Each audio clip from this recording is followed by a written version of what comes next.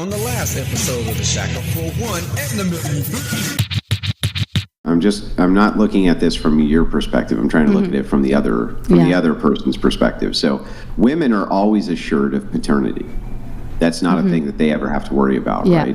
They know it's their baby because it's coming out of them, right? Yeah. Men are the only ones who are ever going to have doubts about paternity. Since that is the case, if they wanted the peace of mind of a paternity test, which since almost all forms of family go from father to son, including the last name living on, I understand why men want a paternity established, especially now that we can do it.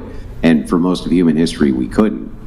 I'm not even sure that, I'm not even sure. I don't think that it even has anything to do with whether or not they trust their partner, but rather it's just peace of mind. Now, in some cases, a judge will still make you take care of a kid that ain't yours. Remember back in the day? I know in Gary, Indiana, they used to say, nigga, feed him till he look like you. Check out the big homie. Roll tape. This is specifically for couples who are not married. Trip. You know, I was in the barbershop and this young man stopped me and he said that he was in a long-term relationship. They had a child. They were living together at the time. Parkinson says the man went on to say that after the kid turned 5, he found out his partner had an affair, and a DNA test later revealed the man was not the child's father after all. When they went to court over the child support, he presented the DNA evidence. The magistrate, and this is in Shelby County Juvenile Court, the magistrate basically banged the gavel down and said, somebody's got to feed him, and it's going to be you until he ages out of child support. Parkinson says the man ended up having to pay up to 5 years in child support.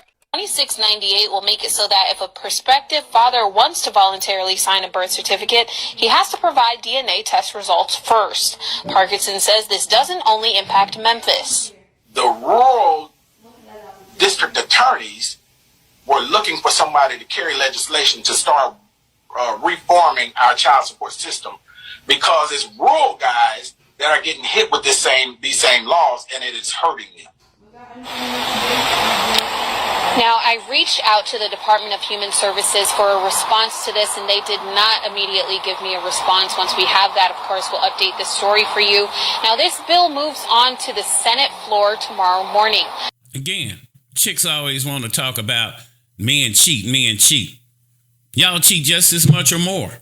1 out of 3, you are not the father, mine. But I'm going to let kinfolk explain that. This is what's so, I don't want to say tricky, but telling about this conversation, because all you hear women complaining about is how all men cheat.